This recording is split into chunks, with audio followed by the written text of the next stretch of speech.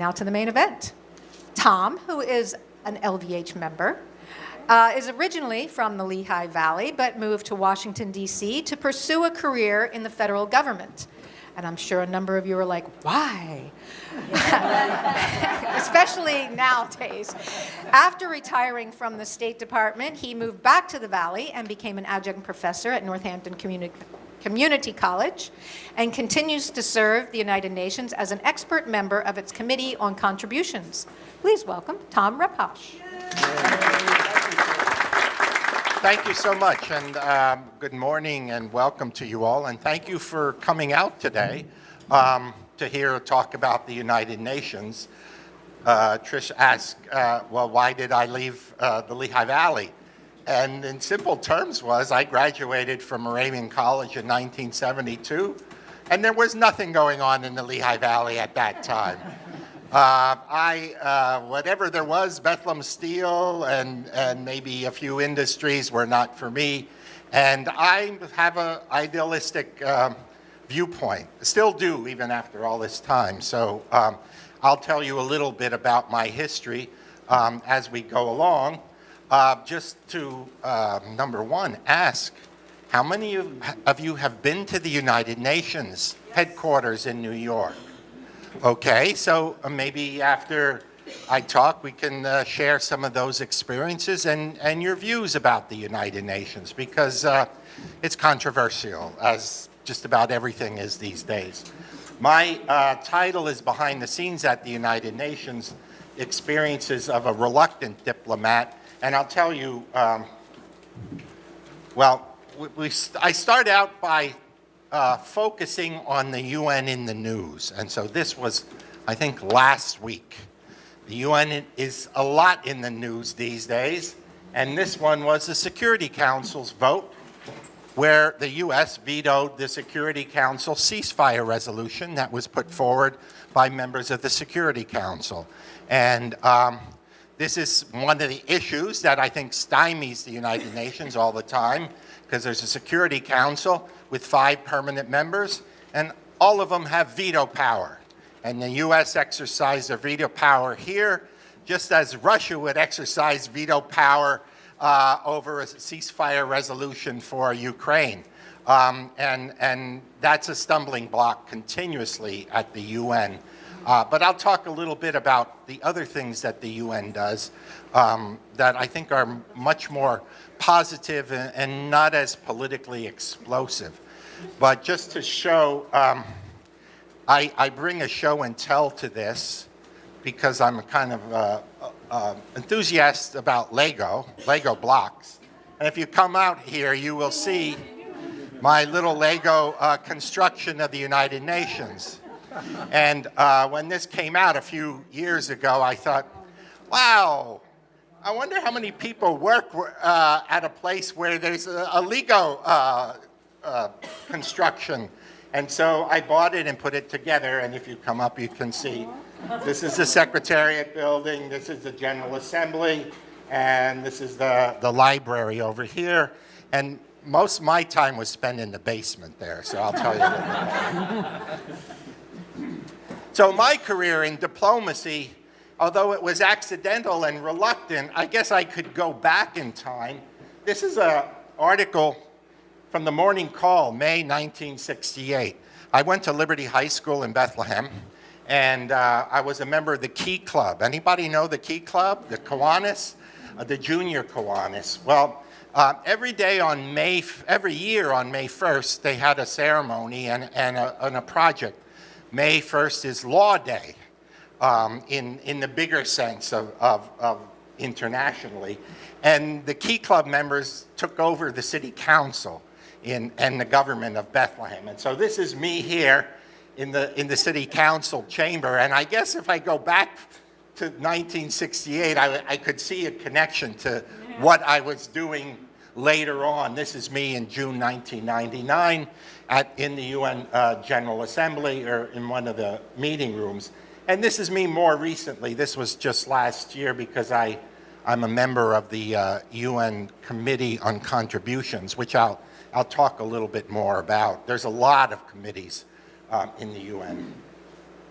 These are some pictures from my time at the United Nations. Some of you might remember some of these people. John Bolton, yeah. He was my boss when I retired, and I can say he was a reason I retired. And I was glad I could. This guy here is, some of you might know him, Jack Danforth. He was a senator from Missouri. He's an Episcopal priest, but he became a senator, very revered in Missouri. And he was brought in by Bush to serve as an interim appointment before Bolton got there. And he was a nice guy, but he didn't fit in with the Bush crowd because he thought the UN could be doing more. And George W. Bush, was out to go against the UN. And this guy here, I'm going to do at the end, I'll do a little memorial. This is Bill Richardson. He died last year. And he was a great guy. I got to know him a little bit. He was not a detailed person, but he was a real politician in the best sense of the word, and really did a lot for this country. If you recall, he was he not only served as U.S. ambassador to the United Nations, he was the Secretary of Energy, he became the governor of New Mexico, and for many years he was brought into these hot spots and worked and negotiated full-time to get hostages released from countries around the world. And I really mourn his loss because he was a kind of person I think that we need more of. And these are other photos of the people that I worked with. And this one was last year in my meeting at the UN in June. And I show this because it's a part of the times. This is my nameplate here, but in front of the nameplate is the COVID test, and we were meeting in New York, and then all of a sudden these people come from all over the world, right?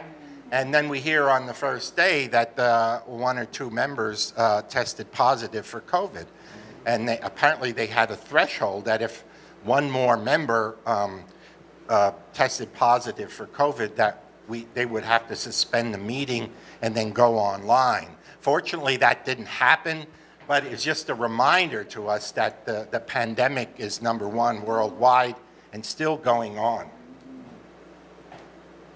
So I'm going to show a film, I think it's like 12 minutes long or maybe 15 minutes, about the United Nations. It was made many years ago, but it gives a history of the United Nations and the creation of it. And if you indulge me, I hope this works.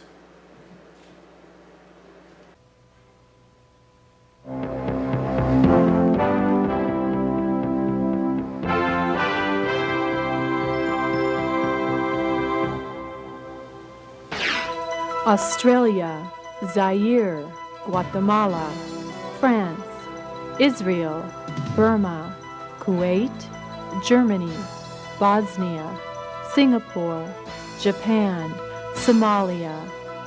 The names of these nations are like names of individual people, people with different personalities, characteristics, and values. Nations are people, and the United Nations is united people on different continents with different social and economic environments to adapt to. We're outwardly unlike each other in many ways, and yet aren't we the same? Within the realm of the United Nations, mankind from every corner of our world comes together and works expertly with the tools of communication, trust, and respect towards the anticipated and consummate solution of peace.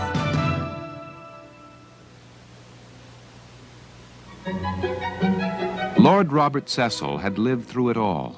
He had worked with Smuts and Woodrow Wilson on the writing of the Covenant of the League of Nations, and through all those years between the wars, struggled to keep it strong and effective.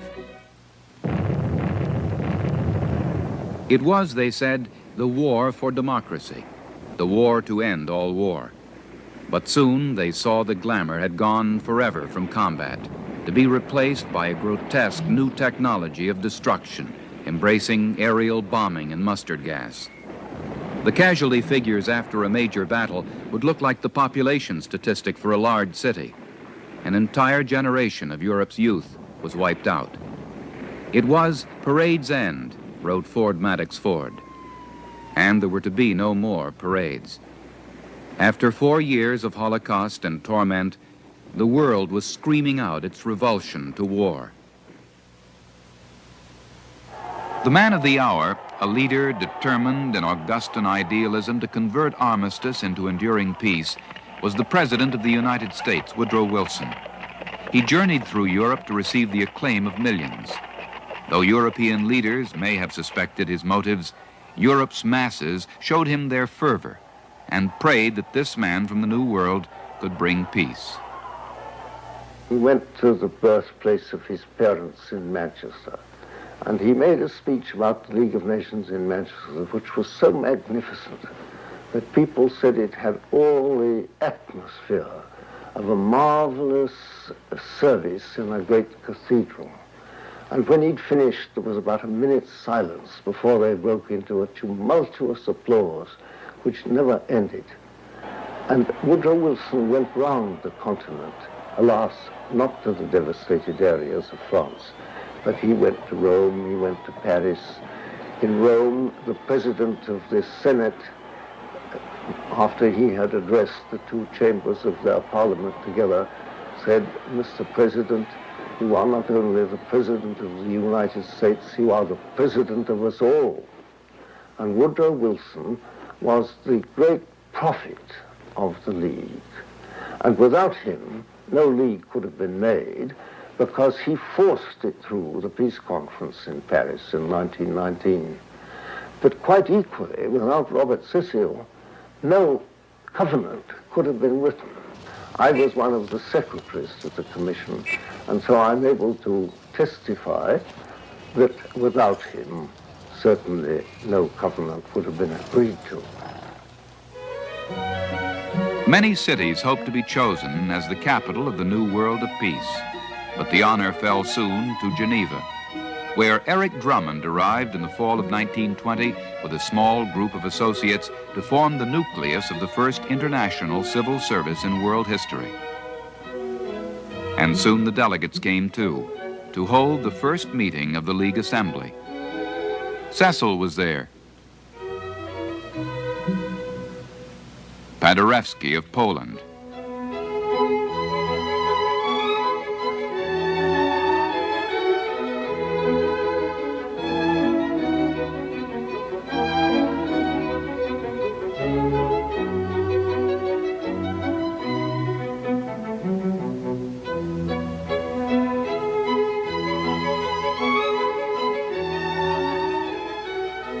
In the assembly, each of the League members had a seat. The allies of World War I, the neutral nations, the nations created by the peace treaty. A chosen group of powers comprised the Council of the League, a body which carried the first responsibility for stopping aggressors and keeping the peace.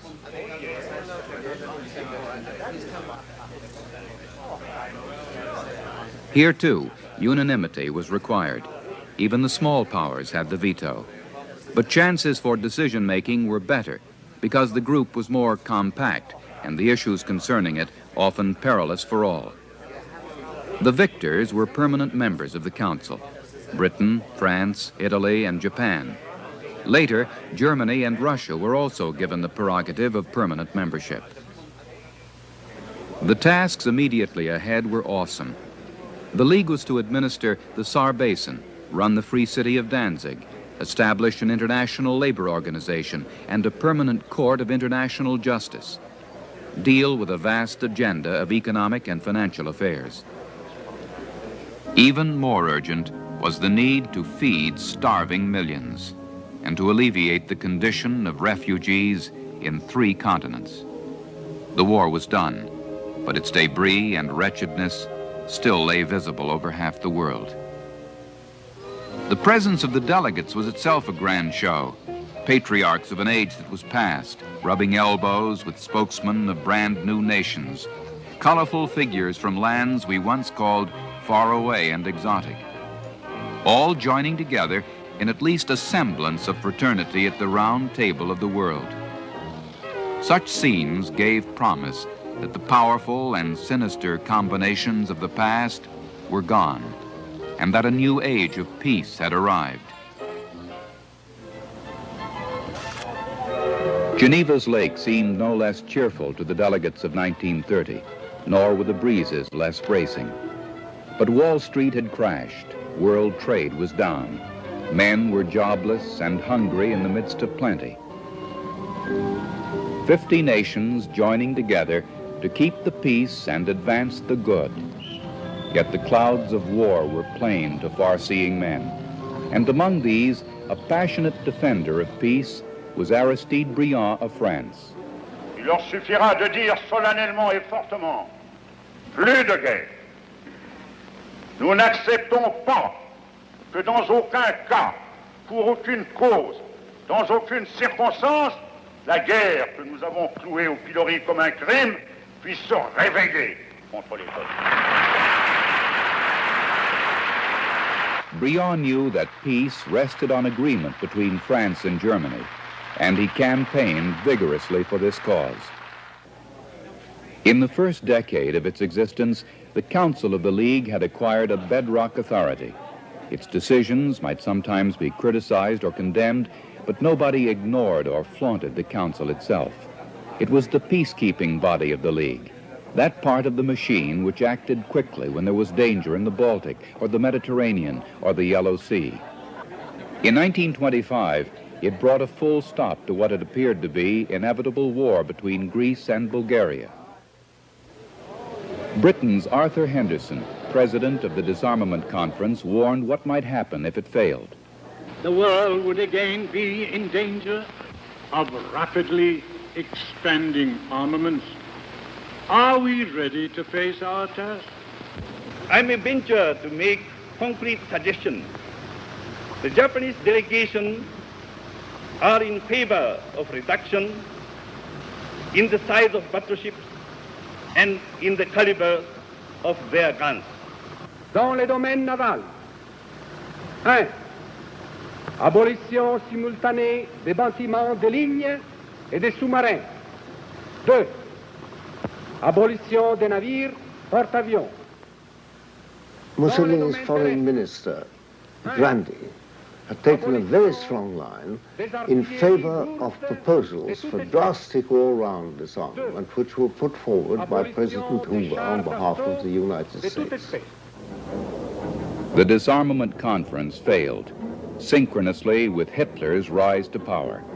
He denounced the Versailles Treaty, quit the League, and started massive rearmament.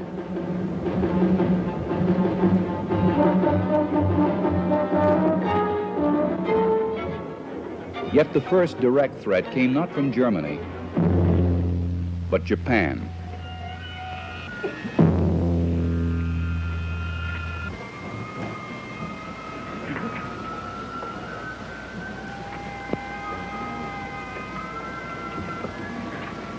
The priests bless an army leaving to conquer Manchuria, China's northernmost province.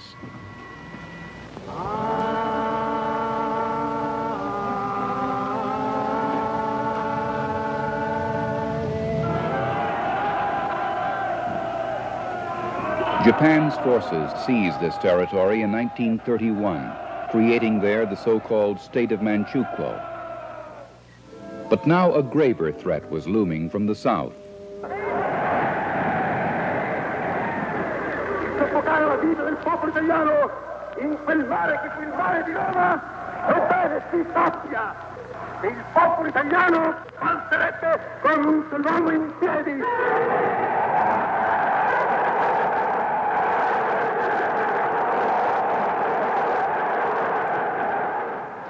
In Africa, Mussolini's armor was poised on the frontiers of Ethiopia. His soldiers sworn to wipe out the humiliation of Adwa, where Ethiopian tribesmen had defeated Italy in 1896.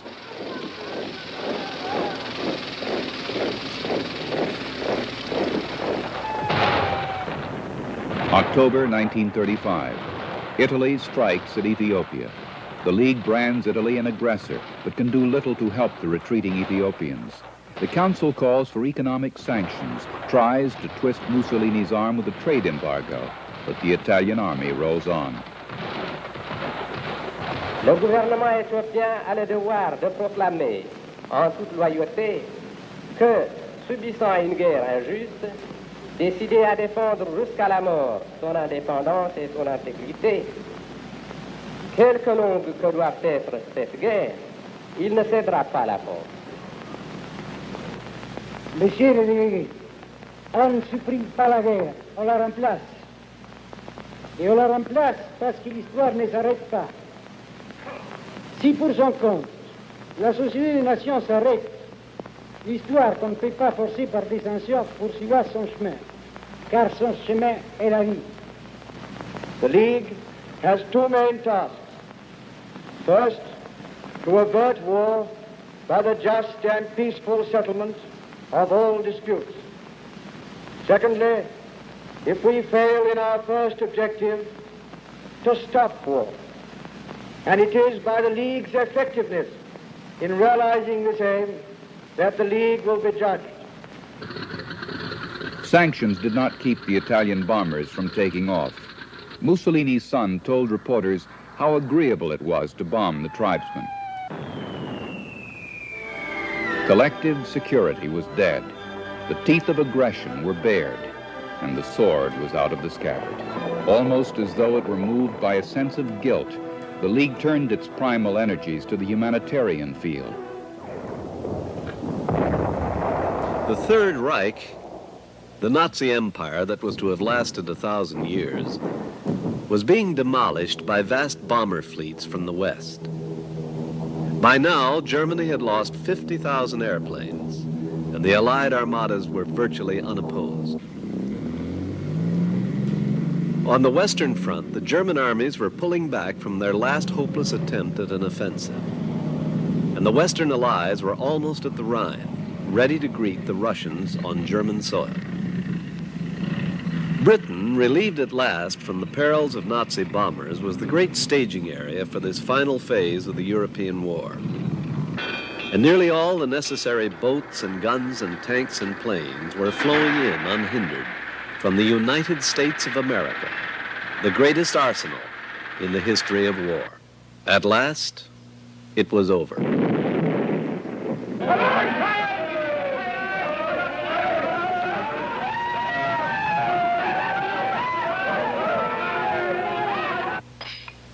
The Axis was smashed.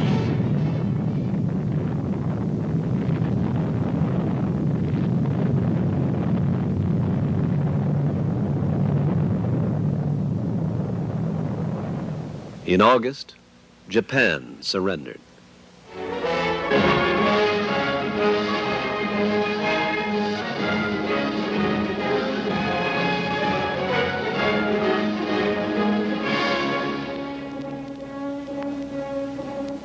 "100 million men had been called to the armies in World War II. But now, the boys were coming home.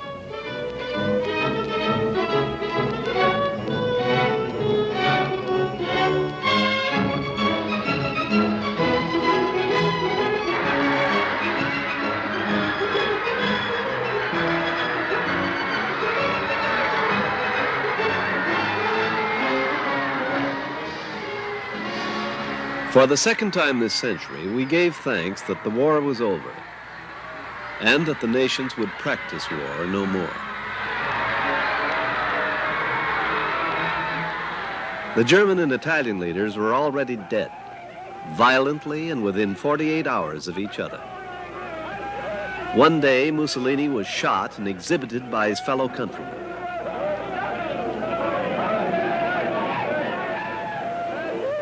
Two days later, Hitler died by his own hand in a Berlin bunker. Exiles returned to take charge once again in the capitals from which they had escaped or been driven. Men who had fought a long and bitter war were finally back home. In the years of occupation, new leaders had emerged in countries formerly colonial. And now they were knocking at the door of independence. Nationalist parties were awake and active, from Indonesia to New Delhi, each of them asserting the principle that a country belongs to the people who live in it. Before the war, 1/3 of the world had been ruled from Western Europe.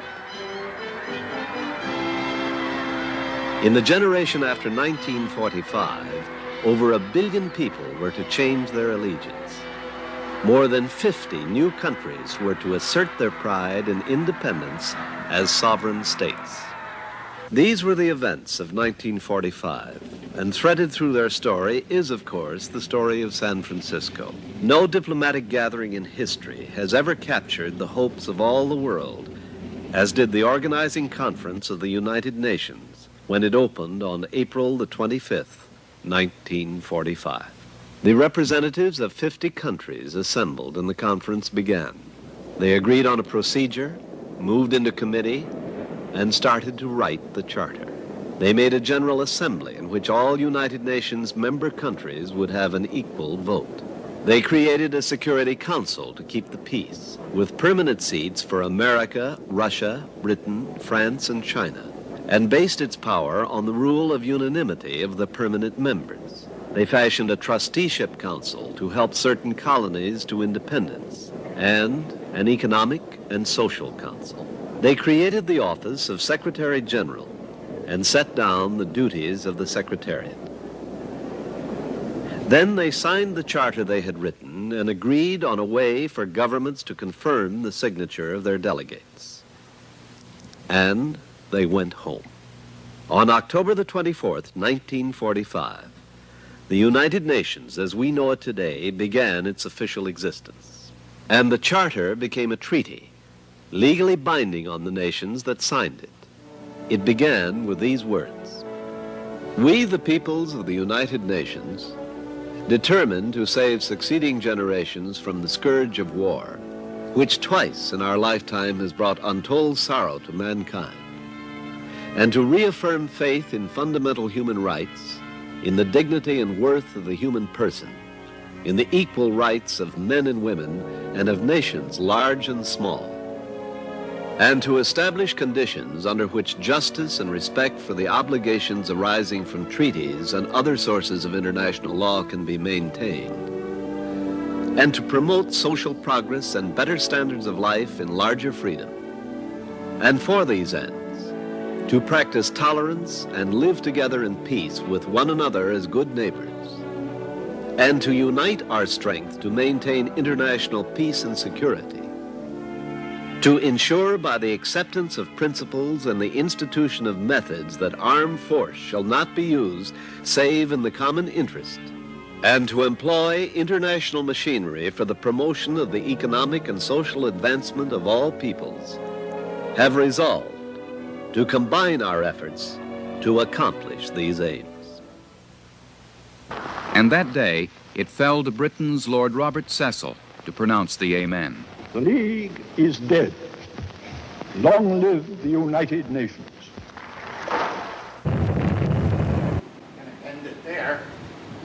And I hope we can discuss this later, what your impressions are and comments about that film. It was done by the United Nations quite some time ago. But two things stand out for me, especially in light of events since then. One of them is the position of Woodrow Wilson. You could tell he was revered. Anybody been to Geneva, Switzerland? You'll see the Palais Wilson and the Boulevard Wilson and the Wilson Bridge. He's revered over there. And this was indicated in this film. What has happened to Woodrow Wilson around here since then? He's been dissed in a big way. He was the president of Princeton. They took his name off buildings at Princeton. And one of the reasons, and it's just very recent, he was an avowed racist. He did some things while he was president that separated and his racial policies in creating and funding the United States government. So while he was a hero during that time, in Europe, the other part of it is he could never get the United States Senate to pass the treaty. So the United States never joined the League of Nations. The other part of it is the images of Mussolini standing up there, and I don't know about you, but it reminds me of some people on the scene today.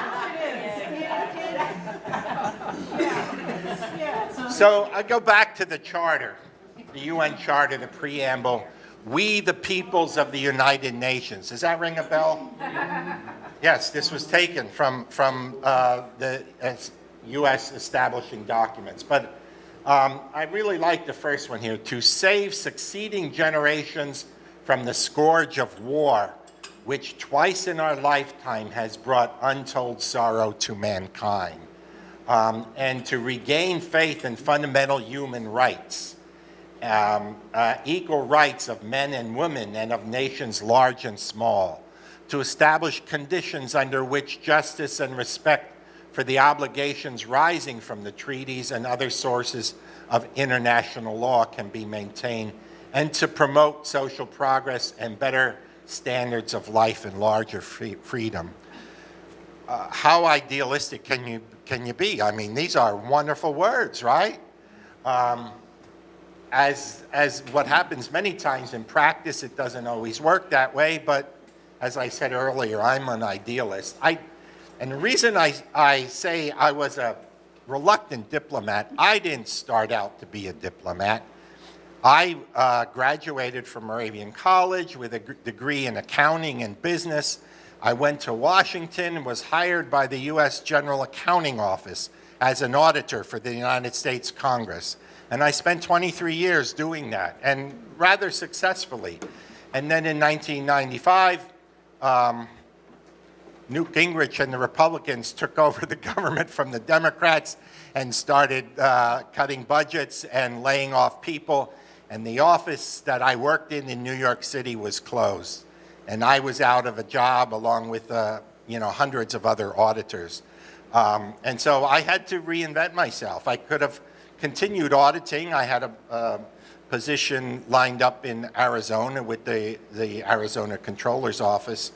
But I had family obligations here. And then suddenly I see this job announcement for a program analyst at the United States mission to the United Nations. Now, I did visit the United Nations in grade school one time, but I was not focused on international. I was in the U.S. government, but they hired me. And so the rest is history, as they say. I spent 10 years from 1996 to 2007 as a delegate at the United Nations. I was a member of the General Assembly, U.S. General Assembly delegation. And I had a specialty in management and budget and oversight. And at the time, some of you may remember this, in the 1990s, the U.S. was almost ready to lose its vote in the United Nations because it was withholding its dues. There was a guy in the Senate by the name of Jesse Helms. Anybody remember Jesse Helms? He was the leader of the Senate Foreign Relations Committee, and he proudly proclaimed that he never had a passport, U.S. passport. So, this is what happens. And so he took after the United Nations. He got the Congress to withhold funds, and this was under Clinton. And the United Nations was in a precarious position because the United States paid 25% of the UN budget, and they were falling behind. And the United States had to come up with a plan to develop reforms at the United Nations. And they didn't want diplomats. They needed people who were willing to say no. So I guess I was one of those people. They hired me to negotiate. There was a landmark legislation called the Helms-Biden legislation. Senator Biden at the time was the minority member of the Foreign Relations Committee, and they got together and they developed this UN reform legislation, which eventually allowed the United States to pay a good portion of its dues. And so I was involved in those efforts, especially involved in the United Nations setting up an Inspector General, because that was my background. And it's hard to believe, but the United Nations never had an independent audit function, and the United States insisted on that. And so I helped develop that, and that's how I became an accidental diplomat. So I like to play with this. This is the UN alphabet soup. These are only some of the organizations, and I wonder if you are familiar with any of them. World Health Organization. World Health Organization. Yes, they played a big role during the pandemic, didn't they? And President Trump withdrew from the World Health Organization. Fortunately, Biden brought us back into the World Health Organization. IMO? Excuse me? IMO? IMO is the International Meteorological Organization. I thought it was maritime. Well, no, you're right. I'm sorry, it is. The Maritime Organization. There's a World Meteorological Organization, WMO, and then there's the IOM, the International Organization for Migration. So there's a lot of M's, and they have to come up with different acronyms here. ILO. ILO, you know what that is? International Labor Organization. International Labor Organization, that's right. IAEA. IAEA. Atomic Energy. Atomic Energy, that's right. FAO, is that Schwartz? Yeah, that's the International Organization for Toys. Right. Actually, it's a Food and Agricultural Organization headquartered in Rome. ICAO? What? ICAO? You were a pilot, right? Yeah. So you know that. Yeah. It's the Civil Aviation Organization, right? I don't see UNICEF. We used to go around at Halloween and, trick-or-treating and collect for UNICEF. Yeah, thank you for pointing that out. I had intended to put UNICEF up there, and I didn't. I mean, I had lots of choices, and UNICEF should have been a choice for me, but it wasn't. United Nations Children Organizations. It's headquartered in New York. It's always had an American as its director, and as you say, it was known for many years, and I don't even know if they do this anymore, trick or treat for UNICEF. But it is one of the unheralded organizations in the same way that the UNHCR. Anybody know what UNHCR? Yes, human... UN High Commissioner for Refugees. Those two organizations are extremely critical, especially today. There's millions of refugees around the world, and they're working day in and day out to offer aid, assistance, and whatever they can in Ukraine and in Gaza and in other parts of the world. UNEP is a UN environmentalist program. WFP is a big one, headquartered in Rome, World Food Program. They collect food, surplus food from all over the world and ship it to these places. I have no doubt that some of the airdrops into Gaza today are from the World Food Organization. UNRWA was just in the news lately. UNRWA, yes. Oh, yes. This is the UN Relief Works Agency. It is an organization that was set up to aid refugees in the Middle East, in Jordan and the occupied territories in the Middle East, including Gaza and the West Bank. They've come under fire because Israel learned or disclosed that several of its employees were actually involved in the attacks there. And then, of course, this is the cycle of events. You know, when that news came out, the U.S. and a bunch of other countries said they're suspending their aid. There's several thousand employees in UNRWA, but because there were 7 who were involved in this, they decided to suspend the aid. And that aid is crucial there.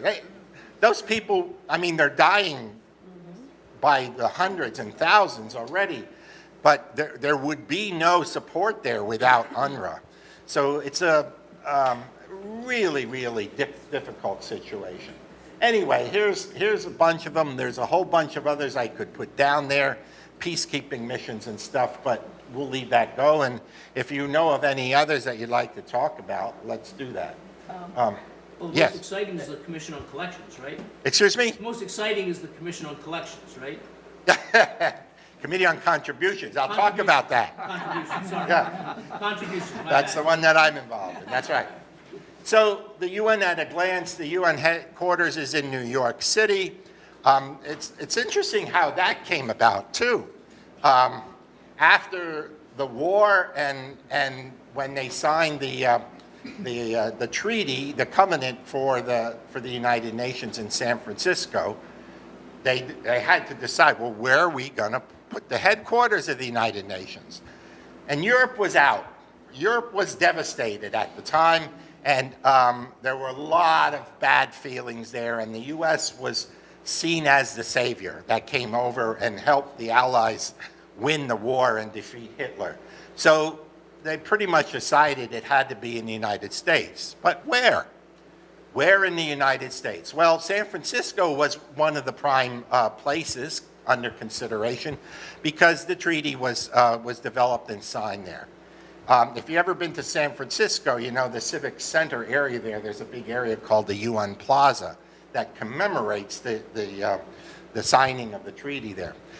Philadelphia was part of the discussion as well because it was the birthplace of our U.S. independence. Washington, of course, was under consideration. And oddly enough, and I learned this more recently, I gave a talk in Easton on the UN, and I learned that there was a guy by the name of Hugh Moore. Anybody know Hugh Moore? He was the head of the Dixie Corporation, Dixie Cup. And he was an internationalist, and he offered Easton as a site for the UN headquarters. Obviously, it wasn't taken, but you can only imagine what would have happened, right? And the key to New York City, guess what? It was Rockefeller. It was the Rockefeller family had this land, or they bought this land on the East River, and they went after real estate development, and they offered this land for the U.S. campus, and they got everything working, the politics and everything, and now the UN headquarters is there. There are other principal offices in Geneva. Geneva has the big building that used to be the League of Nations headquarters, which is now used for the UN. Vienna, Austria is headquarters of the IAEA, the Atomic Energy Commission. And Nairobi, Kenya is another big center of UN activity. The environmental program and the habitat, the housing program is in Nairobi. There are 193 members of the United Nations. The newest, just a few years ago, is South Sudan. This country was created with such hope, and things have gone downhill pretty much ever since. It's so sad to see that, the famine and the internal strife and the conflict. The Secretary General is the Chief Administrative Officer, and the General Assembly consists of all member states, and it has 6 thematic committees. I was a primary member of the 5th committee, which is the Budget and Administrative Committee. The Security Council has 5 permanent members: China, France, Russia, the UK, and the US, and 10 rotating members. Only the permanent members have vetoes, and that's a source of the... Everybody says, well, what good is the UN? And when you look at it, because there's these conflicts in the world and the UN can't decide, this is the reason they can't decide. It's not that the UN can't do certain things, but unless they have authorization from the Security Council to go in and create a peacekeeping force or do something else, it's not going to happen. And we are just as responsible for vetoing. Israel, I always said, is the third rail in the UN, U.S. politics at the UN, because anything that comes up with Israel, the U.S. will almost always veto, and they did that just recently, right? The Economic and Social Council, we call that ECOSOC, has 54 members. The International Court of Justice at The Hague hears disputes between nations. And there's a case that's just come up recently, which was brought up by South Africa about genocide, Israeli genocide in Gaza. And that's under consideration now. And the Human Rights Commission in Geneva, there are 53 elected members, and they investigate and report on human rights issues. And of course, the United States has always been a big supporter of human rights, except when they sent some rapporteurs from the Commission to the United States to investigate capital punishment. We don't like that. We don't like that. They were not welcomed here. So the budgets, the regular budget is $3.4 billion each year, and then there's a lot of other money. Peacekeeping budgets over $6.5 billion. The largest contributors are the United States, China, Japan, Germany, UK, and France. And when I started at the UN in 1996, the US paid 25%, and Japan was the second largest contributor. That has changed. One of the reforms that the United States demanded and we achieved, mainly because of the work of the diplomat Richard Holbrooke, they reduced our percentage to 22%. No country, it's called a ceiling, so no country will pay more than 22%. And that's where we're at right now. And this is a committee that I sit on. In fact, I have meetings in June. This committee, I think there's 18 members, is from all over the world. We meet in New York every year, and we help the General Assembly. We provide advice on the statistics, the data of what does the world economy show, and what would be, if you're just using a straight formula, what would each country have to pay? And it's based upon the gross national product of each country. And so without that ceiling, the United States would probably pay 26 or 27%. But we impose the ceiling, other countries impose other discounts, and so like everything else at the UN, it's political. And countries just fight to pay as little as possible. Can I stop you there? Yeah. How do you personally feel about those numbers that we're looking at? How do you feel about those?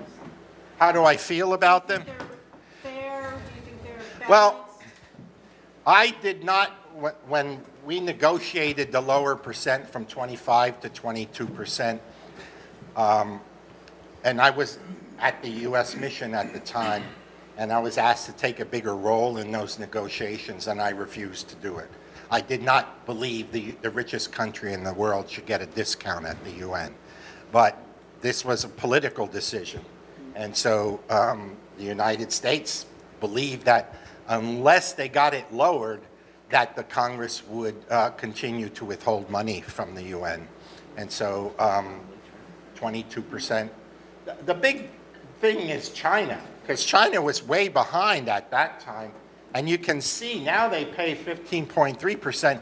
In terms of today, if you did the calculation today, they would probably pay 18 or 19%. And so, but China is just like the United States, very protective of its status, and they're going to look for all kinds of discounts, low per capita income, and different things to try to keep it down. It's a political negotiation that will happen later this year in November and December. My committee that I'm on provides the advice and the data to inform them, essentially. 6 official languages and 2 working languages. The 2 working languages are English and French. And this gentleman asked if I was multilingual. I wish I was. I know a fair amount of Spanish, and I was felt a little reluctant to take a job with, working at the United Nations because I'm not multilingual, but the way it works is everybody works in English at the UN. It really is the language of international diplomacy. It used to be French for many years. And Jim, you might know as a pilot in international air control, English is a language, right?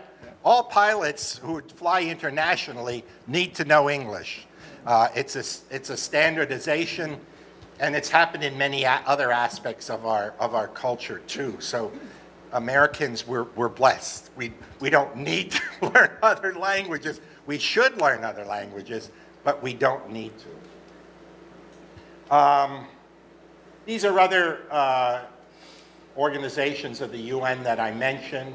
They're very important ones.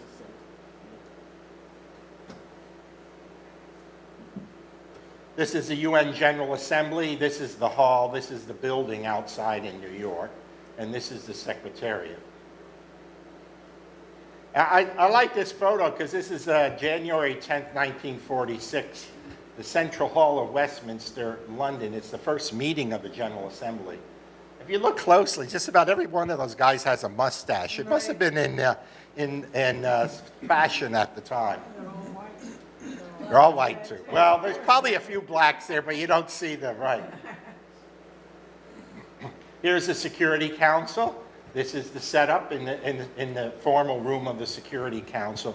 That's not where most of the negotiation occurs. There's rooms on the side where the discussions are held, but this is where formal statements are made. And this is our current ambassador to the United Nations, Linda Thomas Greenfield. Could you go back? So I'd like to see the arc on the top right.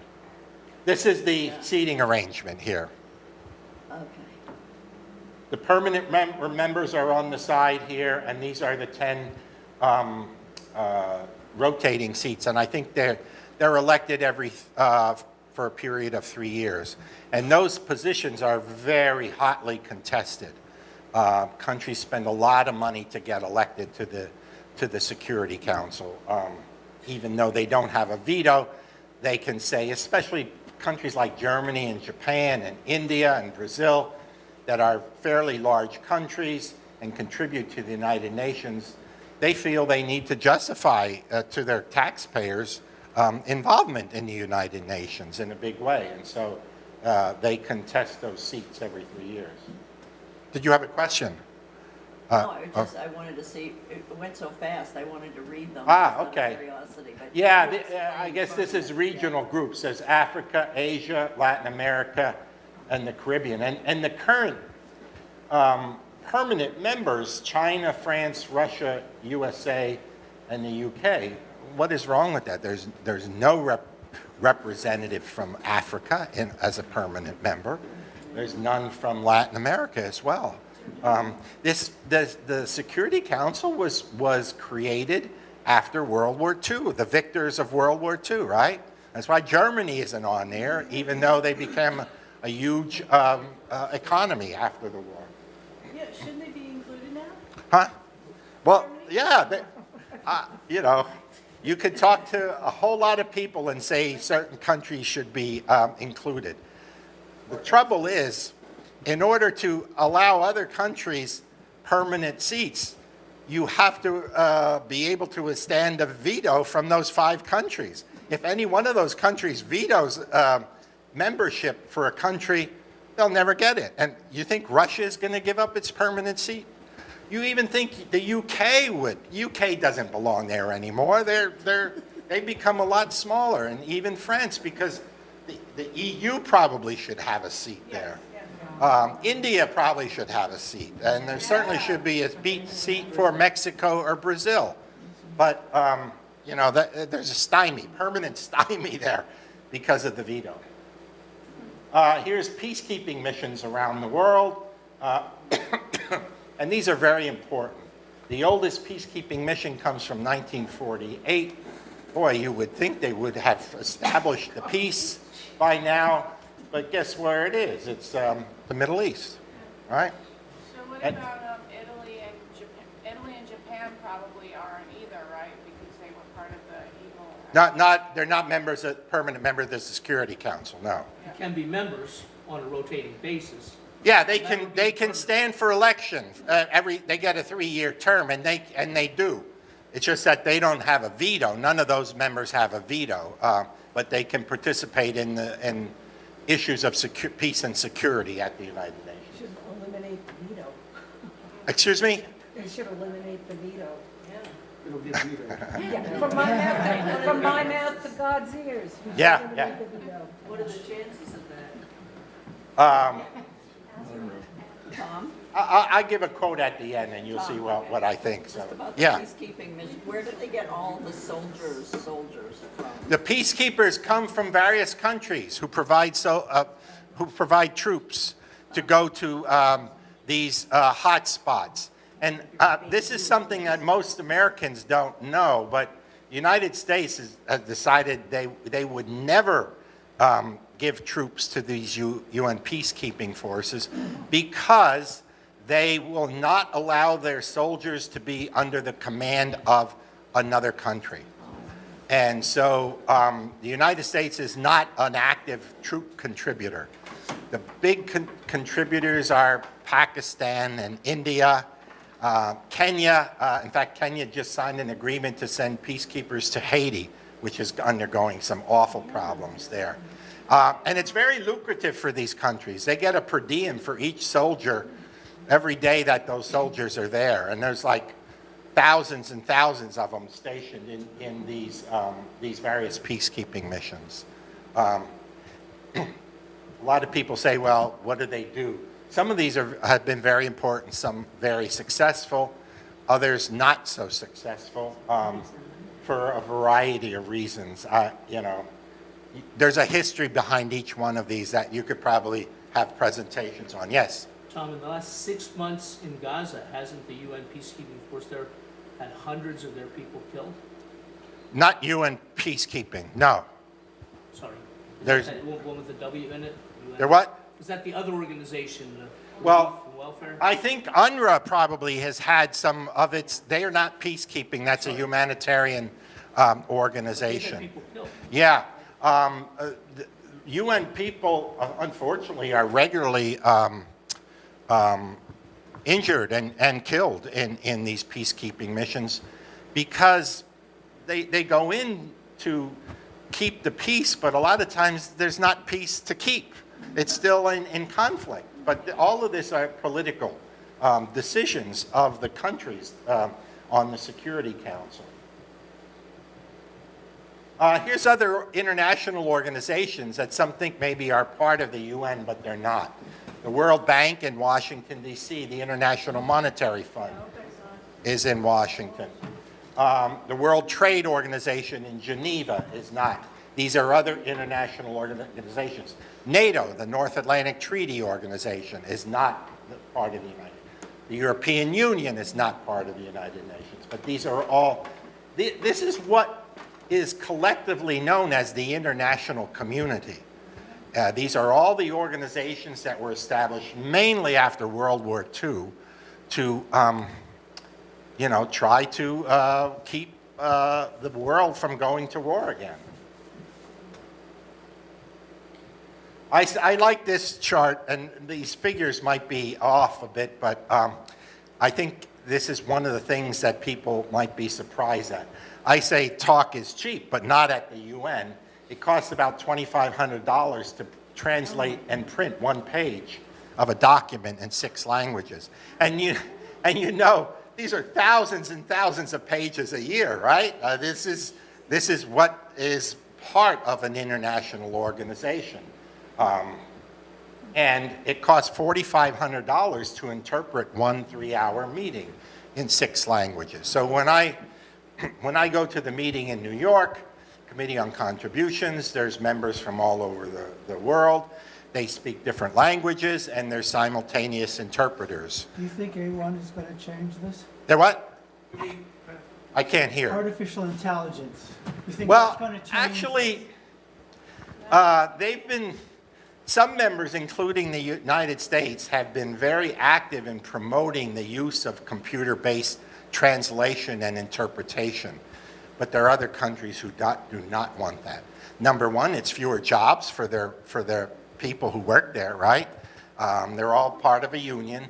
And number two, they're very skeptical. They're very skeptical. Like when I was there, when I talk in the General Assembly, and others talk, the Russians delegation was always skeptical of the Russian interpreters. They said they weren't interpreting correctly, and it's because I think some of the people that the UN hired as interpreters were maybe Russians, but they came, they defected. So everything is political there. And when I started there and I started talking, because you give statements in the General Assembly, and one of the interpreters came over to me one time and said, you speak a little too fast. Could you slow down? It's a little hard to interpret. And I did slow down, but it was very hard for me to slow down. And over time, the interpreters just get used to your voice, and then they can do it. So it was only for a short time that I had to slow down. Here's a cartoon break I like. This is from the New Yorker. These are two diplomats here. It says, "What is most depressing is that these platitudes are being simultaneously translated into 5 languages. Much of what you hear are platitudes, right?"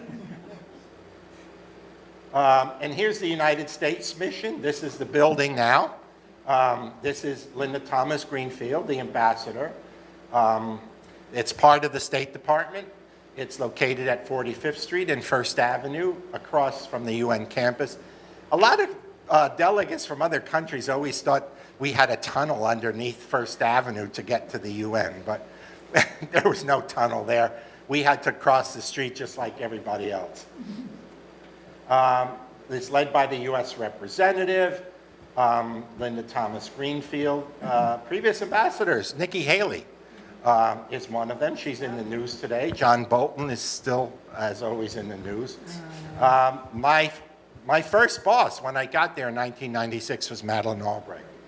And then Susan Wright and Samantha Power. George H.W. Bush, the first Bush, was ambassador. Former governor of Pennsylvania, William Scranton, was an ambassador there.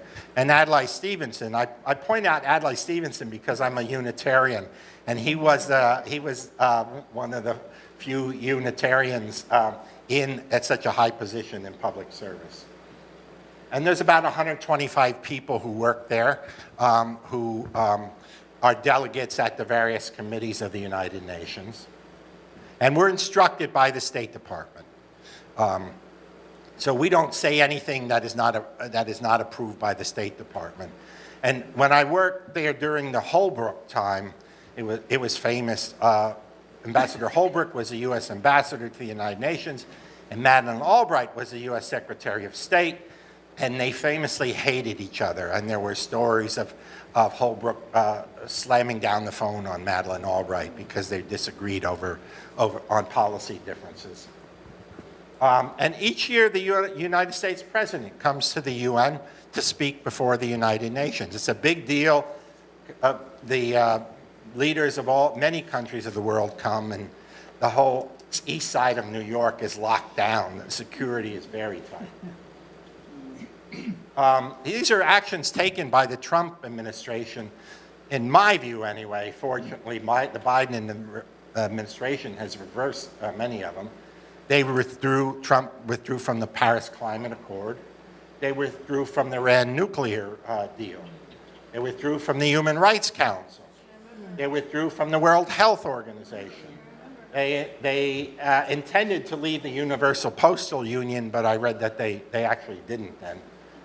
They demanded UN relief works agent. They defunded the UNRWA because they believed there were people who were working against U.S. policy there. They imposed sanctions on staff of the International Criminal Court. U.S. is not a member of the the International Criminal Court. That's another thing that is political. We never joined it, even though it was set up to hold people responsible for genocide and other crimes against humanity. They blocked operations of the World Trade Organization. Fortunately, they withdrew from UNESCO, but now we're back as a member of UNESCO. UNESCO is important locally, and I don't know if you know this, but the city of Bethlehem has applied to UNESCO to have its Moravian settlement designated a World Heritage Site. And UNESCO is the organization that administers that. So I guess sometime in the next year or so, we're going to hear if Bethlehem is accepted. I mean, I think that would be a big boom to this area, to the Lehigh Valley. What Americans think of the United Nations, a slight majority of Americans believe the UN is doing a poor job of solving problems, although approval of the agency has largely improved over the past decade. The survey found that despite the negative assessment, 64% of Americans believe the UN should play a significant role in the world.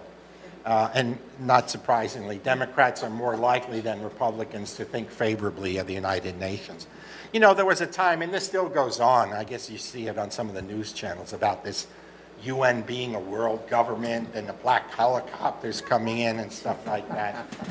It's so far from the truth. In fact, I see such misinformation about the United Nations.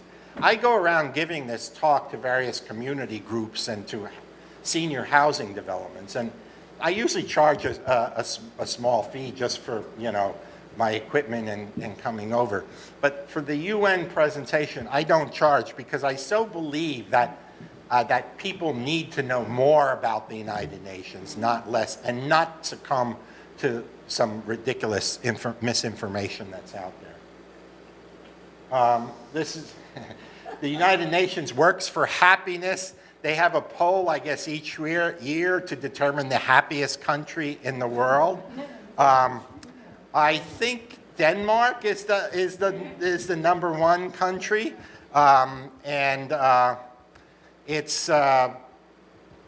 it's always neck and neck with a country in Asia, one of those Himalayan countries. Is it Bhutan? Yeah, Bhutan. Yeah, that's right. These are UN graphics, so I didn't make these up. The United Nations promotes human rights, very big into indigenous rights, rights for indigenous people. These are the Sustainable Development Goals. These are things that have been they've been working on for years, including quality education, clean water, and sanitation. It's no surprise that a lot of these take a long time because they're very idealistic and the countries sign up to them, but then they don't provide the money. And then there's wars in between too. So how, you know, like in Gaza, how do you provide clean water and sanitation, even in Ukraine? And the United Nations works for peace. I'll skip that. This is one of my favorite pieces of art, which is at the United Nations. It's called Nonviolence, done by a German artist, Karl Rudesward, and it was a gift of Luxembourg.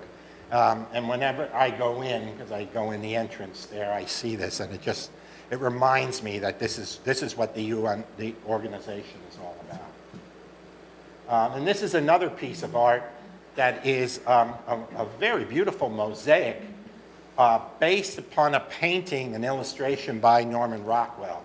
And it's right outside the Security Council chamber, and it's called The Golden Rule. Very, very nice. I'll skip that, but this is me when John Bolton there. I retired, as I said, under him. John Bolton and I got along. He respected me, and he treated me well. But I just couldn't understand why a president would send somebody to the United Nations who didn't believe in the United Nations. And he was good at making enemies of friends. Because all the countries that we are traditionally allied with, they disliked him too, because he was so hard-nosed and unconstructed, I would say. Was he Yes. obnoxious? he obnoxious? Obnoxious, was he obnoxious? Can you pass the microphone to people? I was just curious if Bolton is obnoxious. Yes, he could be. It could be. He always had something to say. A lot of the people who worked at the U.S. mission there were terrified when we heard that Bolton was going to be appointed, because there were stories all around of him mistreating civil servants because he believed they didn't do what he wanted them to do. I was very concerned too, and in fact, I ultimately left. It was not because he mistreated me, it was because he was so ineffective. But he got what he wanted. He spent about a year there, and then he left because the Senate would not approve his nomination. And then he wrote a book about how bad the United Nations is. So, you know, this is a cycle. This is what they do. Yes. Could you tell us one thing about Bill Richardson that you would want us to know? Well, Bill, as I say, he was a backslapper. And let me put that up there. So this is Bill Richardson. This is what quote from him. He says, "I'm not a big believer in doing things unilaterally. I'm a big believer in opening up a dialogue and figuring out how we can make something work for all people." And one of the things that he did, it's just a small thing, but apparently had never been done before. He set it up, he invited all members of the Security Council for an evening to see a ball game at Yankee Stadium, and they served hot dogs, and you know, it was just a very typical Bill Richardson type of thing. And so, given his work there and also in the bigger world, I have a great fondness for him. Thank you, Tom. Thanks. And let me just say, I worked there during the time that Colin Powell was the Secretary of State. And I remember this was very touching to me and to others there. The U.S. mission is, there's a meeting room on the top floor, and we can see out to the United Nations and across the East River to Queens and Brooklyn. And he came and spoke to us shortly after he was appointed Secretary of State. And he told us, he says, "You see that Pepsi-Cola sign over there across the river in Queens? It used to be a Pepsi-Cola bottling plant, if you're familiar with this. The bottling plant is no longer there, but the sign is still there." He says, "When I was a kid, my dad and I worked in that plant. And he said black people were not allowed to work on the bottling line. They were confined to scrubbing the floors and cleaning up afterwards."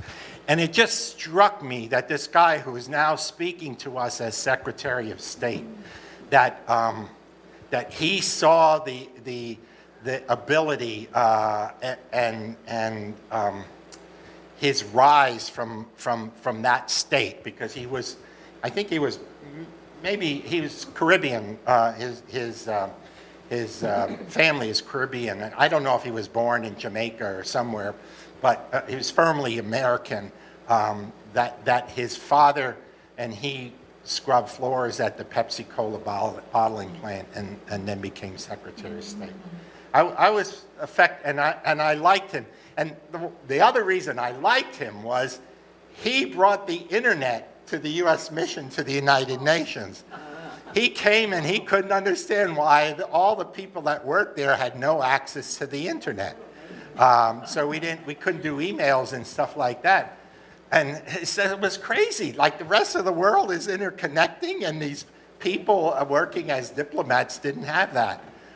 So he spent money to bring us the internet. So those are two reasons why I like him. I'm going to end there. I'll just let me go back and give you this last quote. This is a sign at the United Nations. "The UN was not created to take humanity to heaven, but to save it from hell." That was Dag Hammarskjöld. He was one of the Secretary General of the United Nations. So I'll let it there. Thank you so much.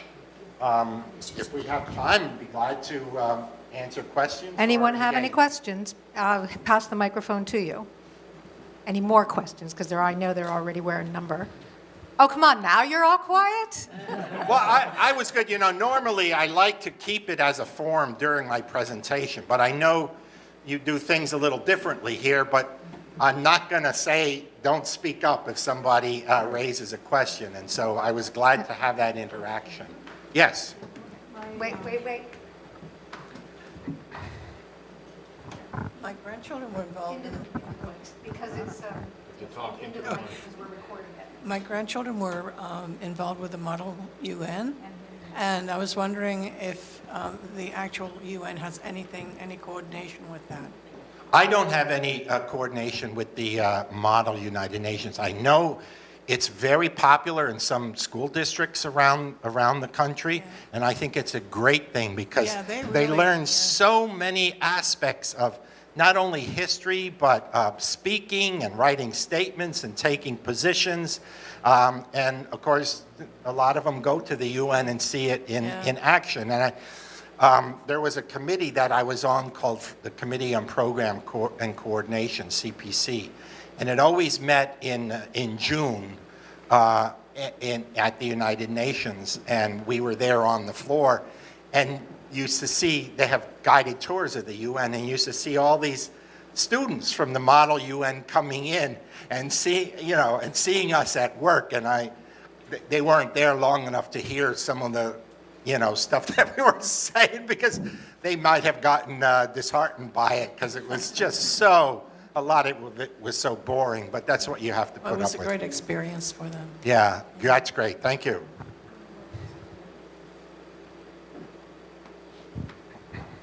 Yes, as you pointed out, the United States has been some cases, the sole supporter of Israel in a lot of United Nations work, particularly in the Security Council. To what can you attribute the United States' position? Is it the influence of the Israeli lobby in the United States, or what is perceived? I think there's a lot of things, but almost from its very beginning, and given the rather large Jewish community that's in the United States, New York and Los Angeles have, in percentage-wise or numbers-wise, have the largest Jewish populations outside of Tel Aviv, and so there's that. We were there at the beginning, and there's a big lobby, and I think things have happened recently that caused me to question if that will continue. And oddly enough, the Israel's involvement in the UN, of course, they're a member, but they're not allied with many other members in the Middle East, because Syria and those other countries won't allow them into their regional groups. So they belong to the regional group that is where the United States belongs to. And the Israeli delegate for many years that I was there, Roni, who was a kind of a little guy, but he was a smart guy, and he used to tell me in Israel they didn't have much regard for the UN. They apparently, and this is Hebrew or Israeli or something, in the UN is pronounced Yun. And he used to say, people in Israel used to say Yun Shmoon. Is a way of dismissing the UN, because it believed that everything at the UN was stacked against Israel. Why has the Republicans become such a big supporter of Israel? That you believe they have? Well, I think as I say, I think things are changing. I guess we need to read the papers and watch what's happening, because I think the positions are changing. Anybody else? Yes. You spoke about the veto power of the 5 permanent members. Is there any value to that? And is there any hope of getting rid of it if there isn't any value to it, or any kind of change? I don't think. Let me put this. I'll give you my quote here. My quote is, "The only constant at the UN is everyone's view that it must be reformed, but there's no way forward in reforming it." as long as there are 5 countries with veto power that can put a stop to almost anything there, reform is impossible. So, But is there value to that at all? of those vetoes, for the U.S. there is, right? And for Russia there is. I mean, they guard that closely. The other countries too. If those countries don't like something, they can just veto it. So, But for the UN and they'll never itself. give that up. Why would do you think the Americans would accept the United States, Biden or some other president, giving up its veto at the UN? Do you think that's possible? I don't think so. Probably not, but that was my question. Yeah. Well, you see how difficult it is. It's just some things are impossible. So, all the other things that the UN does, I'm grateful for. But in that area, it's just impossible. Is that it? Anyone else? All right, well, thank you very so much, Tom. We really appreciate it. It was a great talk and very interesting.